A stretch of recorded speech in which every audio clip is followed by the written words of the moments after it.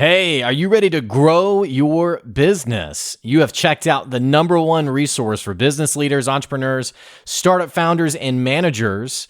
And we're going to teach you how to grow and scale your business with real actionable steps. There's no fluff in this podcast. It's just good advice. Check out this episode. If you're a first-time listener, make sure you subscribe to the podcast. And if you enjoy this episode, leave us a 5-star review. Today, we're talking about the power of human dignity. And if you want employees who are motivated, they're engaged, man, they are putting in the work and they are crushing it, I'll go and tell you that the answer isn't just giving them more stuff. It's definitely not micromanaging them. It's all about embracing their value as a human being. And more importantly, recognizing and understanding this concept of human dignity. All that and more on today's episode. Stay tuned. Here comes your good advice.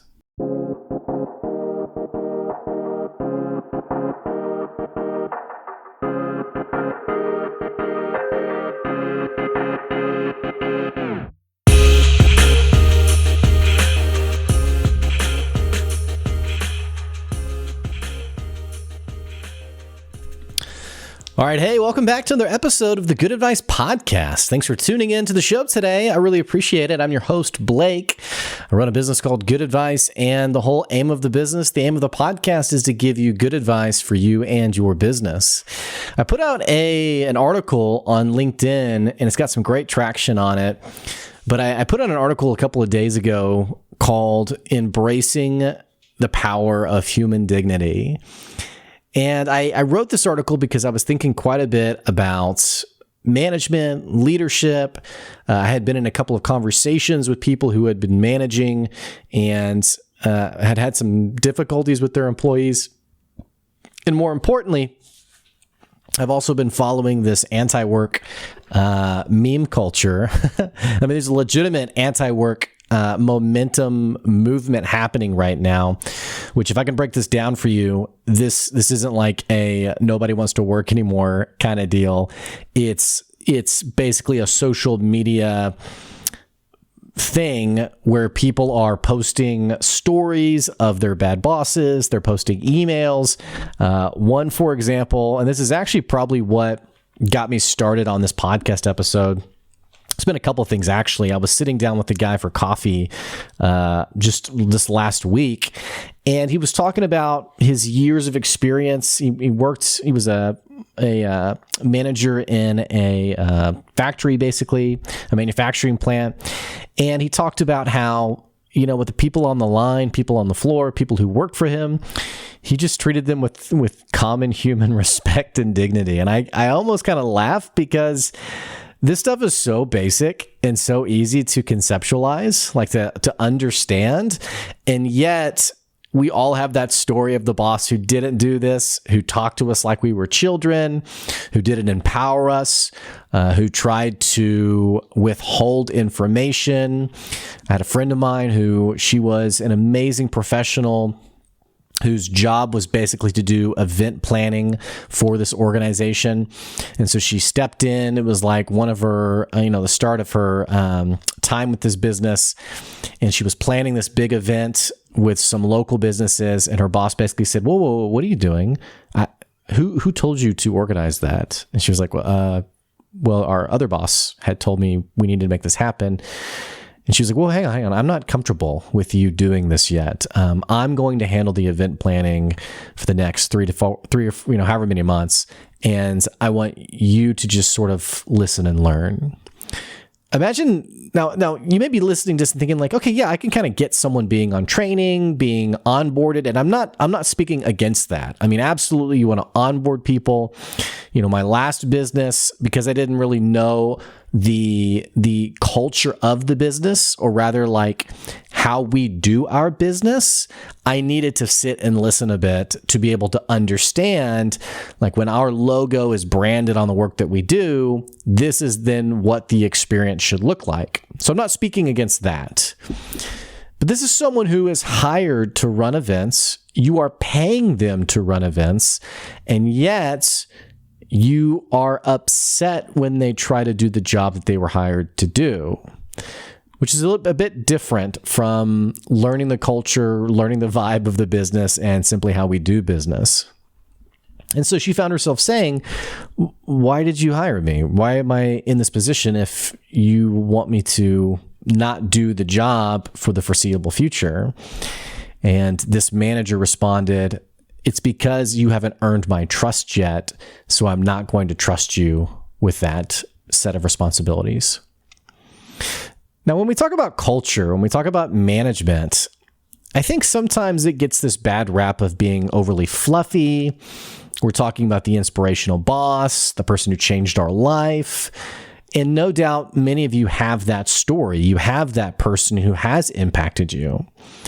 But at the end of the day, good leadership and good management is profitable for the business. That's why it's worth investing into. When you have employees who are quitting en masse, who are quitting over and over again, or in fact, I put up a picture several months ago of a local store that my wife and I went to, and there was a sign on the door. Like, I pulled on the handle and it didn't budge, and I thought, that's weird. And I noticed this sign, this printed out sign on the door that said, because of bad management, we've all decided to walk out. Like, you're costing your business money when you don't understand good management. It's not about fluffy feelings. It's not about inspiration.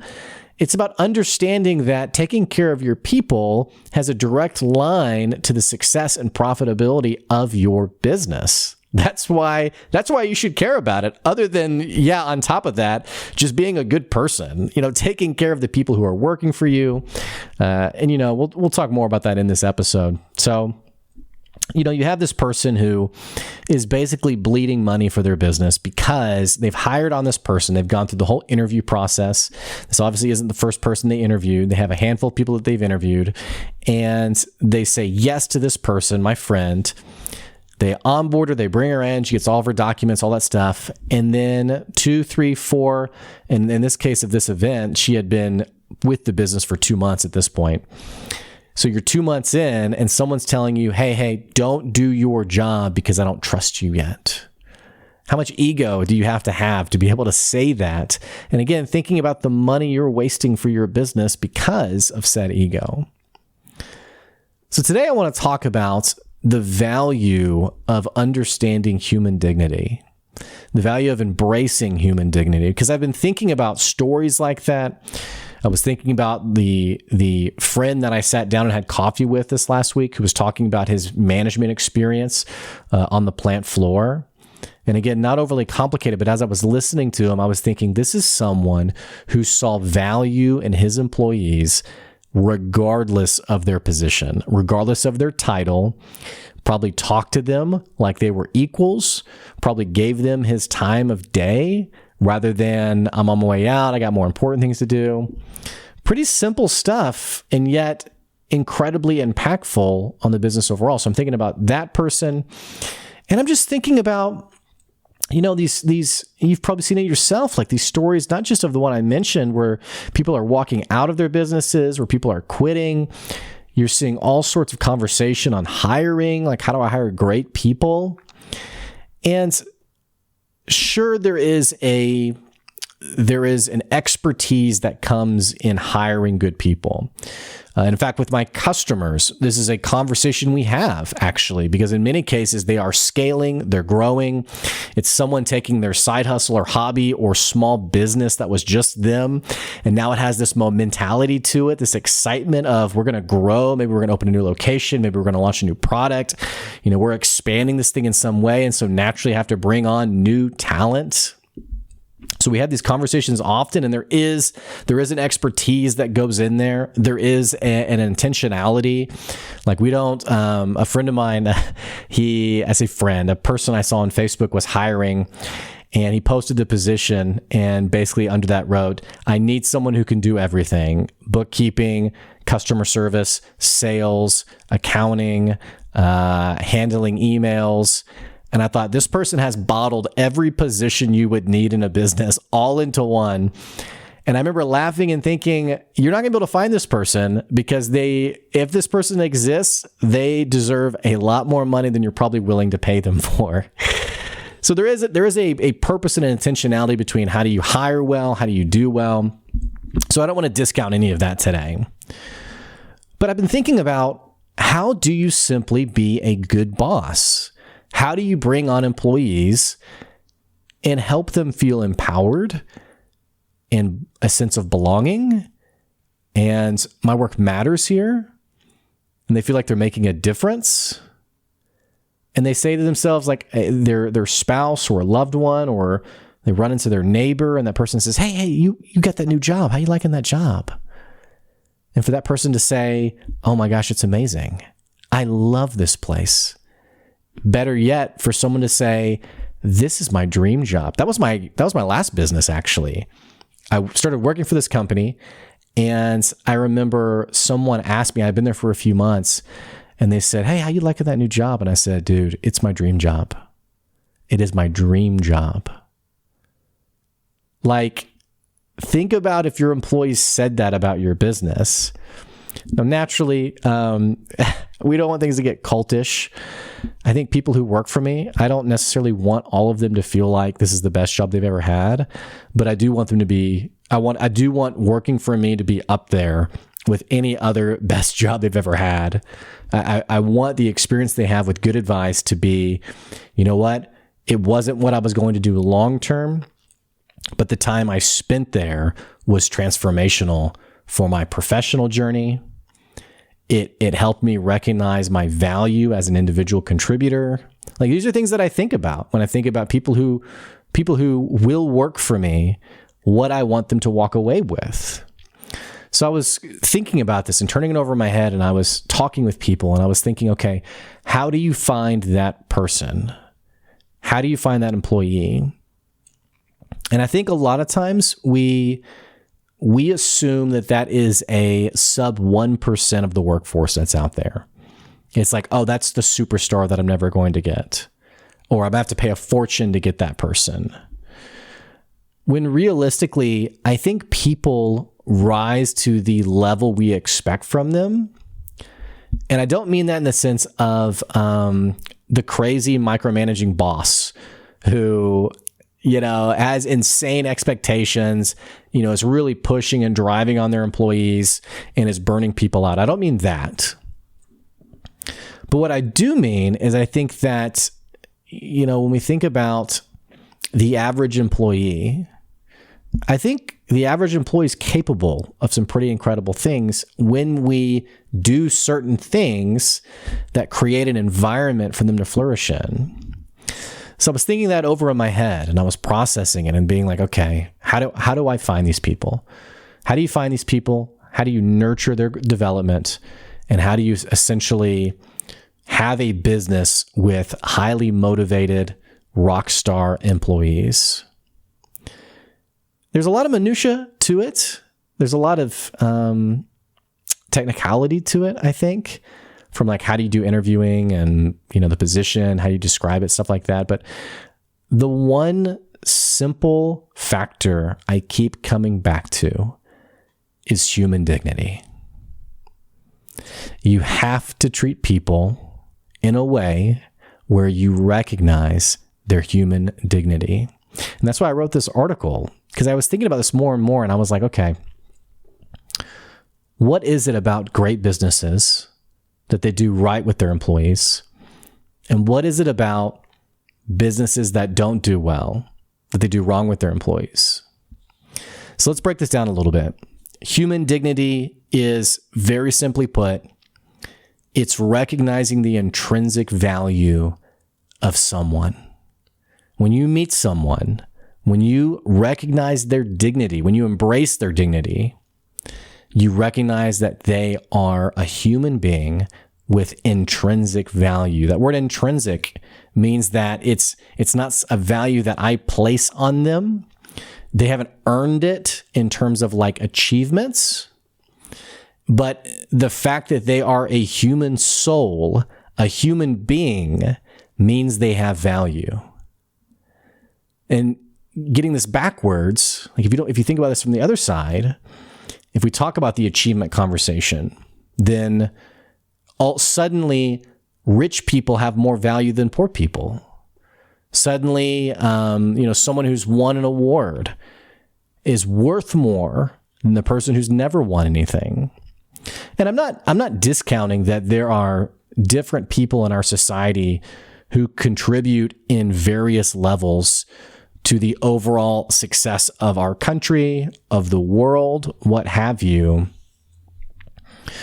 What I will say, though, is that people have a natural, a God-given, it's owed to every person to recognize that value, to recognize that sense of dignity. So here's some ways this thing plays out. Before we get back into the management conversation, it's kind of like if you've ever helped out on a food line or a food truck, where people are coming to get a free meal from you, and someone let's say you're serving something, I don't know, potatoes, carrots, and something else, I don't know what, and someone comes through your line and they say, "Oh, I'm allergic to potatoes." Or actually, let's make this maybe a more controversial example. Someone says, "Hey, can I get extra carrots? I don't like potatoes. Can I get a double serving of carrots? I don't like potatoes." You could react in a couple of ways.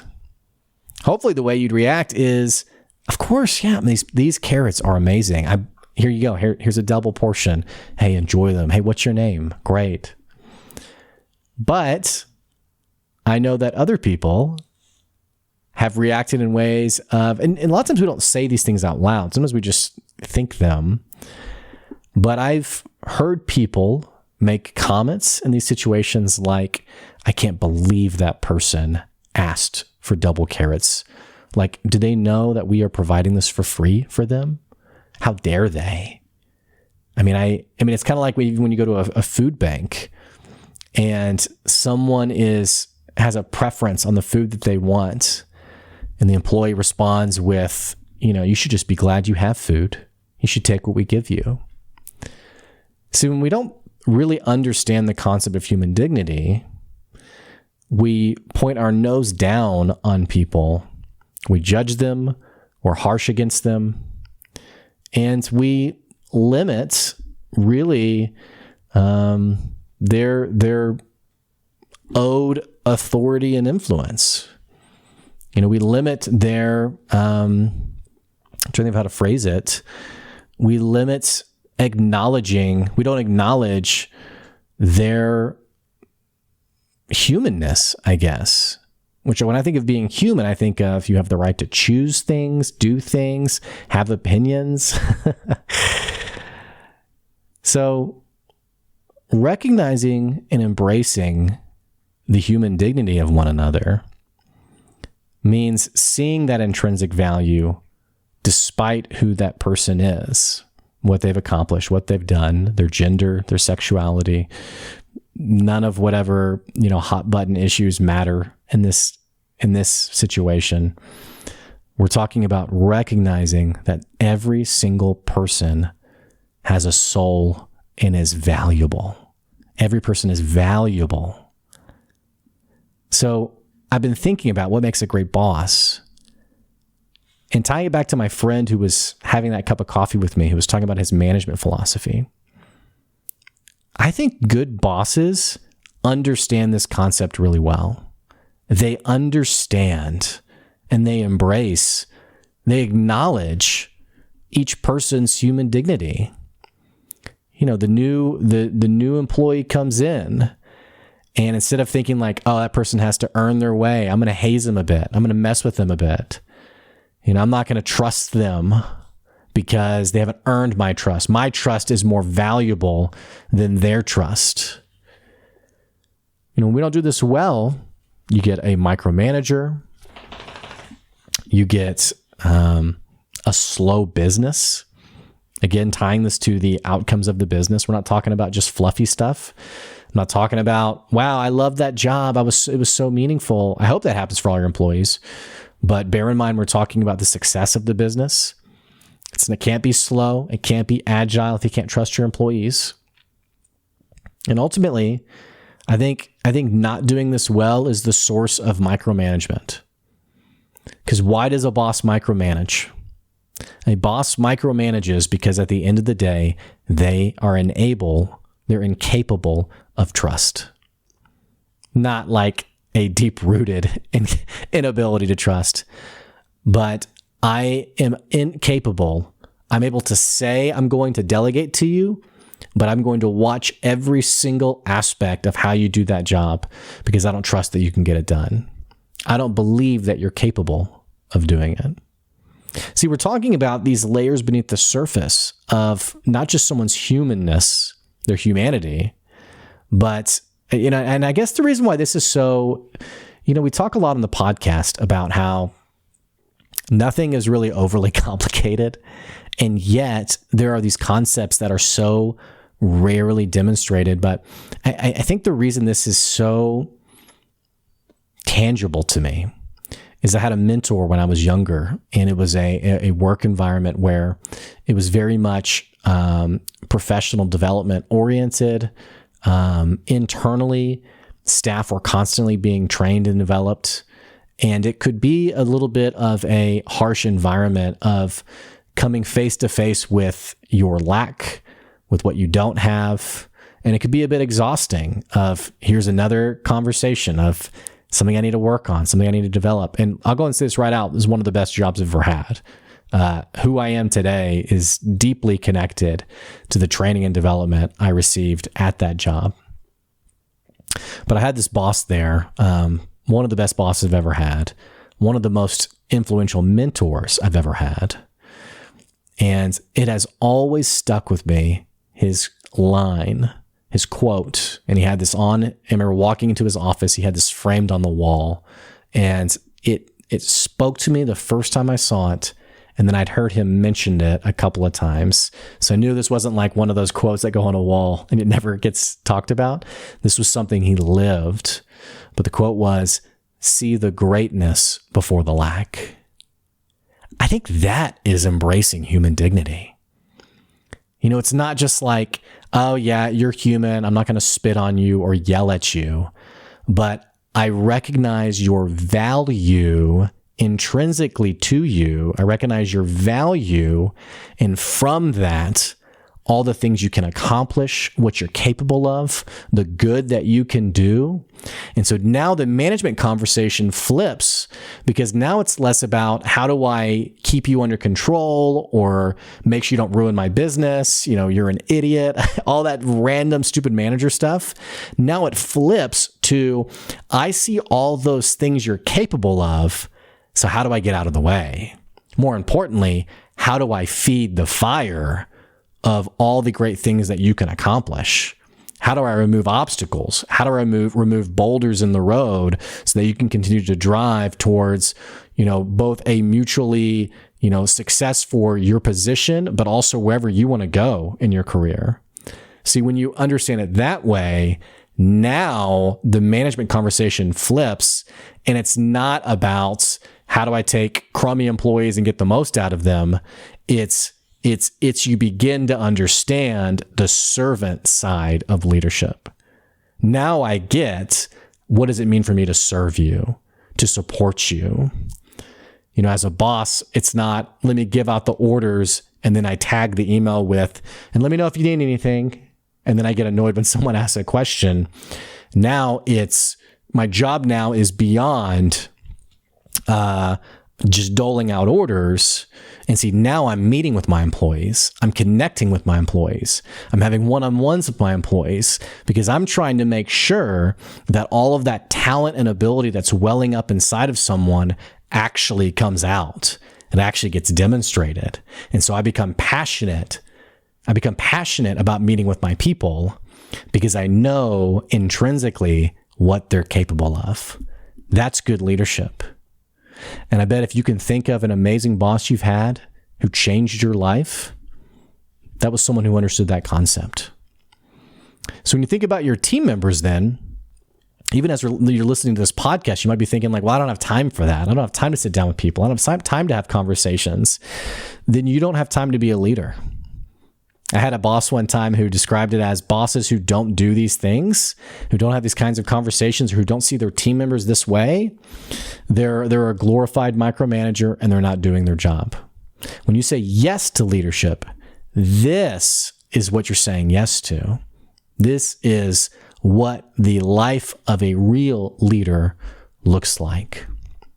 And the last piece of advice I have with this is remember something. And this is going to be so simple when I say it, and you're going to know it. But then again, when it's demonstrated, when you walk it out, it's hard. Remember that it's not about you. So being a good boss is not to in turn have someone tell you how amazing you are. That is a byproduct. It's the fruits of your labor. I tried my hardest and someone said, yeah, you were a good boss. Hey, I remembered you. You changed my life. You're the best boss I ever had, whatever the comment is. These things are really cool to hear. I've heard them. I've heard them before. People have told them to me. People have said to me, you are the best boss I've ever had. I've had people tell me you've changed my life. But I didn't do what I did, seeing that fire, that spark inside of someone. I didn't do that to be told that. And I will tell you, it strokes the ego. I've had to keep that in check, where I've had to check my motive to make sure that it was genuine and altruistic, and I really am putting that person first. But the reason I remind you that it's not about you is because no matter how hard you try, and no matter how great of a job you try to do the job of leadership, will always be people who don't think you were a good boss. It just is what it is. And in that right, I've had people say to me, you were the worst boss I ever had. And it may be true. It could be that I didn't connect well. I didn't do a good job. I misunderstood how to best support that person. And these are criticisms that you take to heart in the sense of you eat the fish, you spit out the bones, and you think about the next day, what do you do differently? Hey, thanks for listening to today's episode. If you enjoy the podcast, you can check out our Patreon where you can support the podcast. It's at patreon.com/goodadvice. And also, my dog is growling in the background. I don't know if you can hear it. And also, hey, thanks for listening to the podcast today. I hope this has been practical and tangible for you. And more importantly, I wish you well on your leadership journey. All of your people have intrinsic value. What are you going to do to embrace that? Hey, we'll have more episodes coming later in the week. Stay tuned. That's today's good advice. See ya.